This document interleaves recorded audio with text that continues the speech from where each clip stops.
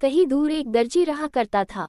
वह दर्जी कपड़े को सील कर पैसा कमाया करता था। वह बस इतना ही पैसा कमा पाता था जितने से उसका जीवन चल सके। वह दर्जी खुद को बहादुर मानता था।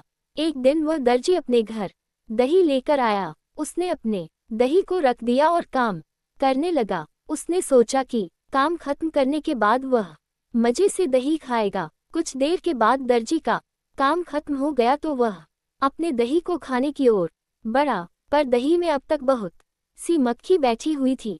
दर्जी को उन मक्खी पर गुस्सा आ गया। उसने एक कपड़े से मक्खियों को मारा। कपड़े से मारने के कारण 7 मक्खी तुरंत ही जमीन पर गिरकर मर गई। इससे दर्जी बहुत ही खुश हुआ। उसे खुशी हो रही थी कि उसने कैसे एक बार में 7 को मार गिराया। अब उसके मन में बैठ गया कि वह एक बहादुर है। उसने अपने कपड़े पर लिखा, एक वार 7 शिकार। वह अपने बारे में सभी को बताया करता था कि वह एक बार में 7 को मार सकता है। ये सुनकर सभी ही उसको बहादुर मानने लगे थे। एक बार उस राज्य के राजा को एक दानव से परेशानी हो रही थी।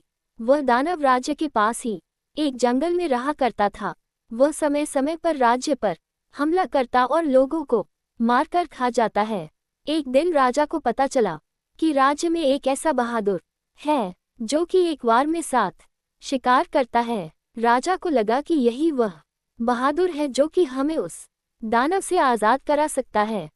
अगले दिन ही राजा से उस बहादुर दर्जी को अपने दरबार में बुलाया। ये खबर सुनकर दर्जी रात भर सो न सका। उसे खुद पर बहुत ही गर्व हो रहा था। अगले दिन दर्जी दरबार में पहुंच गया। राजा से अपनी सारी समस्या दर्जी से कह डाली। दर्जी ने कहा, आप चिंता न करें, उस दानव को मैं कुछ समय में ही हरा दूंगा। राजा ने दर्जी से कहा, तुम अपने साथ कुछ सैनिक और हाथियां लेकर जाओ। दर्जी ने तुरंत ही मना कर दिया। उसने कहा, मैं अकेले ही उसे हरा दूंगा।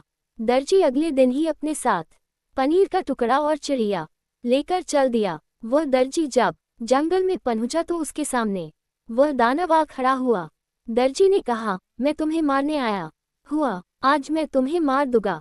दानव ने कहा, तुम मुझे कैसे मार सकते हो? अगर तुम्हें विश्वास नहीं है तो मुकाबला करके देख लो। दानव ने एक बड़ा सा पत्थर उठाकर दूर फेंक दिया। दर्जी ने कहा, बस तुम इतना ही दूर फेंक पाए। ये कहते हुए दर्जी ने धीरे से अपने जेब में से चिड़िया को निकला और ऊपर उछाल दिया। चिड़िया आकाश में उड़ गई, फिर वो कभी नीचे नहीं आई। दानव इस दर्जी से थोड़ा डरने लगा। फिर दानव ने एक पत्थर को इतना दबाया कि उसमें से पानी निकल गया। दर्जी ने अपने जेब में से पनीर को निकला और एक ही हाथ से दबाया तो बहुत सारा पानी निकल आया। अब दानव ने अपना घुटने टेक दिया। दानव ने कहा, आप मुझे न मारे। दर्जी ने कहा, मैं तुम्हें एक ही शर्त पर नहीं मरूंगा। वह शर्त है कि तुम इस जंगल को छोड़कर कहीं दूर चले जाओ। दानव ने इस शर्त को मान लिया। उसने अगले पल ही इस जंगल को छोड़ दिया। दर्जी ने आकर राजा को ये खबर दिया।